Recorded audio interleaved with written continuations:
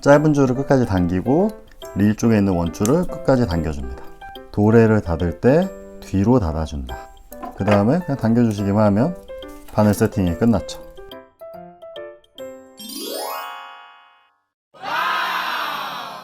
안녕하세요, 풍산개입니다.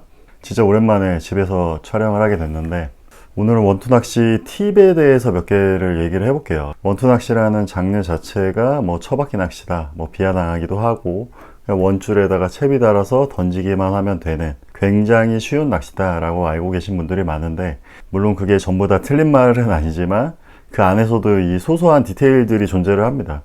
오늘 제가 이 세 가지 정도 팁을 말씀드릴 텐데, 이 세 가지 정도의 팁을 낚시하시는데 반영을 하시면 기존에 원투 낚시를 하셨던 것보다 더 낚시 스킬 자체가 한 요 정도? 요 정도 올라가지 않을까 생각해서 오랜만에 집에서 영상을 찍어 보겠습니다.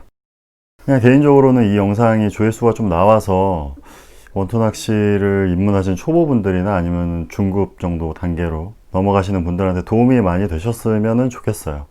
그러면 이제 세 가지 팁에 대해서 이야기를 해보도록 하겠습니다. 보통 저희가 이 원줄을 이 채비에 연결을 할 때 이 맨도리에 직결로 이 다이렉트로 매듭을 하시는 경우가 많잖아요. 이렇게 하시는 거를 저는 비추를 드립니다. 왜냐면 이게 원줄이 터지는 경우가 상당히 많거든요. 그러면 어쨌든 저희의 채비가 손실이 되기 때문에 채비 손실을 조금 더 줄일 수 있는 방법, 그거를 지금 말씀드릴 건데, 그게 뭐냐면 짜잔, 이게 핀도레예요. 이게 지금 보시면은 1호 핀도레거든요. 이 1호 핀도레에다가 원줄을 매듭을 걸어서 묶고 그 1호 핀도레를 채비에 연결해서 사용을 하는, 이게 첫 번째 팁입니다. 이거의 장점이 뭐냐면 우선 핀도레가 없이 채비에다가 직결로 매듭을 했을 때는 매듭의 종류에 따라 다르겠지만 터질 확률이 상당히 높다고 봐요, 저는. 그래서 이 핀도레에다가 팔로마 매듭 이 핀도레에다가 팔로마 매듭을 하고 그 팔로마 매듭으로 연결된 핀도레를 채비에 걸었을 때 이때 채비의 손실이 현격하게 줄어듭니다. 이거는 제가 직접 경험하고 느꼈던 점이라 아마 해보시면 알 거예요. 그리고 방금 말씀드렸던 팔로마 매듭 같은 경우에는 이 영상 바로 뒤에다가 붙여서 어떻게 하는지 알려드릴게요. 그리고 이렇게 하면은 두 번째 장점이 있는데, 바로 채비의 교체 시간이 짧아집니다. 저희가 하는 원투 낚시도 어쨌든 바다가 물때가 있고 입질 시간이 존재하기 때문에 입질이 들어오는 한두 시간 정도에 되게 집중적으로 낚시를 해야 되는데, 이게 고기를 잡고 고기를 빼고 다시 미끼를 끼우고 이렇게 하는 과정이 상당히 오래 걸릴 수가 있어요. 그럴 때는 이렇게 미리 하나를 세팅을 해 놓기만 하면 됩니다. 그러니까 이게 채비가 하나가 있는데 채비 하나를 더 미리 세팅을 해 놓는 거죠. 고기가 잡히면 고기가 잡힌 채비는 제거하고 미리 준비되어 있던 채비를 껴서 다시 캐스팅만 하면 돼요. 그렇기 때문에 시간적으로 엄청나게 세이브를 할 수가 있습니다. 입질이 들어오는 시간에 집중적으로 낚시를 할 수 있게 되는 거죠. 그럼 이제 팔로마 매듭이 뭔지 한번 보여드릴게요. 팔로마 매듭에 대해서 한번 알아볼게요. 어떻게 하는지. 이 핀도레랑 라인으로 보여드리면은 너무 작을 것 같아서 제가 다른 걸 준비했습니다.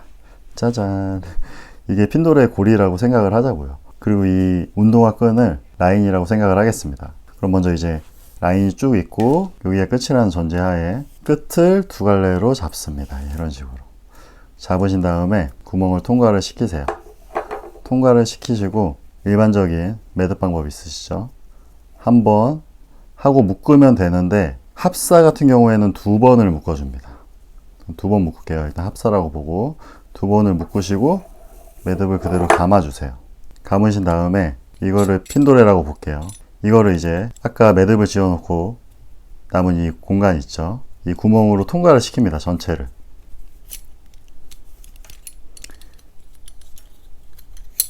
예, 이제 통과가 됐습니다. 통과를 하면 이제 이쪽에 보시면 이게 긴 쪽이 쭉 이제 원줄이 달린 거고 짧은 줄이 남아있죠. 이 짧은 줄을 먼저 당겨줍니다. 짧은 줄을 당기는데 짧은 줄을 끝까지 당기고 그 다음에 이제 긴 줄을, 릴 쪽에 있는 원줄을 끝까지 당겨줍니다. 그럼 이제 매듭이 완성이 됐어요. 이게 짧은 줄을 먼저 당기는 이유가, 긴 줄을 당기는 게 매듭을 하는 거는 더 쉬운데 마찰에 의해서 이제 원줄 자체가 상할 수도 있기 때문에 마찰열을 최소화하기 위해서 짧은 줄을 당기기가 더 힘들지만 먼저 당겨주는 게 좋습니다. 이런 식으로 이제 매듭이 정리가 되고 이제 남은 여분의 줄은 가위로 커팅을 해주시면 됩니다. 그 다음에 이제 이 핀도레를 이용해서 채비랑 연결을 하면 되는 거죠. 자, 그럼 이제 낚싯줄로 한번 해볼게요. 낚싯줄을 두 갈래로 잡으시고 좀 길게 잡았어요, 일부러. 핀도레 구멍에 통과시킵니다.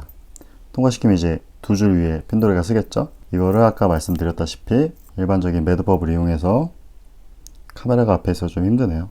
한 번, 두 번을 통과시키시고 그냥 이제 묶습니다. 묶은 다음에 이제 이 구멍으로 채비 전체를 통과시킵니다. 통과시키신 다음에 아까 말씀드렸다시피 짧은 줄, 원줄 쪽이 아닌 짧은 줄을 당겨서 끝까지 당기시고 원줄도 끝까지 당겨 주시고 이제 남은 여분의 줄을 커팅을 해주시면 팔로마 매듭이 연결된 핀도레가 완성이 됐습니다. 이게 익숙해지시면 되게 쉬워요. 저는 지금 얼굴 앞에 카메라가 있어가지고 지금 조금 약간 버벅대는 부분이 있었는데 아까 보여드렸던 요거를 잘 기억하시면 될 것 같습니다.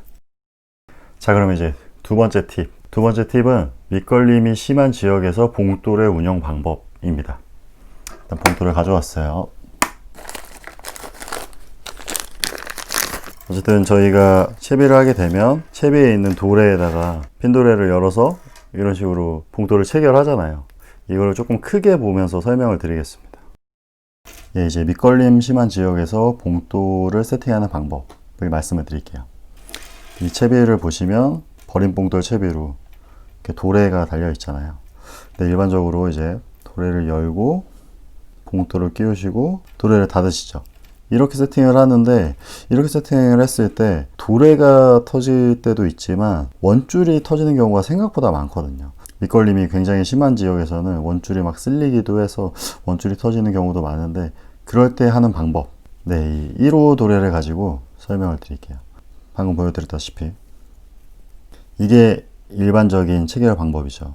이렇게 하지 마시고 밑걸림이 심한 지역에서는 이거를 안쪽으로 닫는 게 아니라 바깥쪽으로 잡아줍니다. 이런 식으로.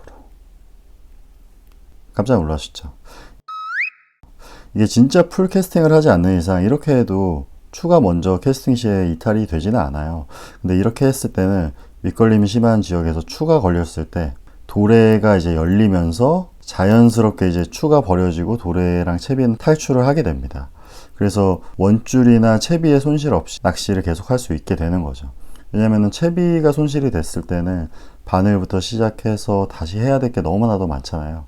그래서 그 시간을 충분하게 아낄 수 있기 때문에 밑걸림이 심한 지역에서는 다시 한번 말씀드리지만 도레를 닫을 때 뒤로 닫아준다. 근데 지금 이게 1호 도레라 세서 이게 잘 안 닫히는데 원래 이렇게 작은 도레를 이용하시면 아예 이렇게 접히세요, 뒤로.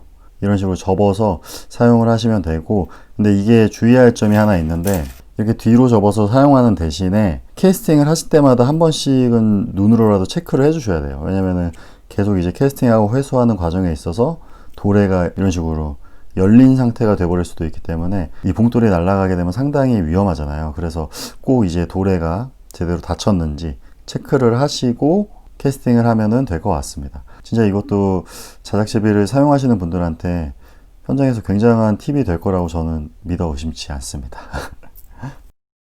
네, 그리고 이제 세 번째는 묶음 바늘의 운용인데요. 묶음 바늘의 운용 같은 경우에는 제가 요즘에는 원터치를 안 쓰고 이렇게 바늘을 묶어서 다닙니다. 많이 성장했죠. 어쨌든 이 바늘을 묶는 법 같은 경우에는 만들 기회가 생긴다면은 만들어 보도록 하겠습니다. 저는 바늘의 운용은 뭐냐면 묶음 바늘의 매듭이죠. 따지고 보면 묶음 바늘의 매듭이 적당한 장력을 가지면서도 빠르게 세팅할 수 있는 방법에 대해서 말씀을 드릴게요. 이것도 가까이서 찍어 볼게요. 이 묶음 바늘을 세팅을 빨리 하는 법, 이것도 운동화 끈을 가지고 설명을 드릴게요. 이 비누를 바늘이라고 치겠습니다. 이렇게 묶음 바늘이 있죠. 이 묶음 바늘을 세팅을 어떻게 하느냐, 제가 예전에도 올렸었는데 팔자 고리 매듭이라고 두 줄을 잡으시고 여기서 이렇게 들어가게 되면 일반 매듭이잖아요. 이게 아니라 뒤로 한번 돌아서 S자로 앞으로 나오게 매듭을 잡습니다. 매듭을 잡으시고 얘가 이제 채비에 달린 핀도레라고 친다면 핀도레를 통과시키시고 바늘을 이 구멍으로 통과시킵니다. 그 다음에 그냥 당겨주시기만 하면 바늘 세팅이 끝났죠. 이거는 이 매듭 방법이 강한 건 아니에요. 강한 건 아니지만 빠르게 세팅을 할 수 있기 때문에 저는 애용을 하는 방법입니다. 네, 이제 세 가지 팁을 다 말씀을 드렸어요. 정리를 해보자면은 첫 번째는 원줄에 핀도레를 이용해서 채비와 연결시킨다. 두 번째는 밑걸림이 심한 지역에서는 버림 봉돌과 연결되는 핀도레를 안쪽이 아닌 바깥쪽으로 체결을 해 놓는다. 세 번째는 빠르고 간단하게 이제 묶음 바늘을 세팅하는 방법에 대해서 설명을 드렸고요. 이 세 가지만 아시게 돼도 그 원투 낚시를 할 때 채비의 변경 속도나 낚시를 하는 그 과정이 굉장하게 심플하게 바뀝니다. 그래서 제가 느끼기에는 이거를 알기 전과 후에 낚시하는 스타일이 조금 많이 바뀌실 거예요. 저도 약간 그랬거든요. 저도 원래는 원줄을 채비의 직결로 묶고 딱 거기까지만 해서 그냥 낚시를 항상 진행을 했었는데, 그러다 보니까 채비의 손실도 심하고 어쨌든 시간적인 손해도 굉장히 심했다고 생각을 해요. 그래서 요 방법들을 원투 낚시를 하는데 잘 반영을 해주셨으면 좋겠고요. 아울러 이제 저도 원투 낚시를 한 지가 이제 3년 차고 만으로 3년이 채 안 됐기 때문에 아직도 배우고 있는 부분이 많아요. 그래서 제가 이게 도움이 되겠다 하는 팁들을 간간히 찍어서 올려보도록 하겠습니다. 아직 말씀을 안 드린 팁 같은 경우에는 간단하게 바늘을 묶는 방법이라든지 지렁이 꽂이를 이용해서 지렁이를 꽂을 때 주의해야 될 상황이라든지 그런 것들은 아직 안 찍긴 했는데, 조금 더 이제 팁이라고 할 만한 것들이 생기면 그걸 모아서 한번 찍어보도록 하겠습니다. 끝으로 시청해주셔서 감사합니다.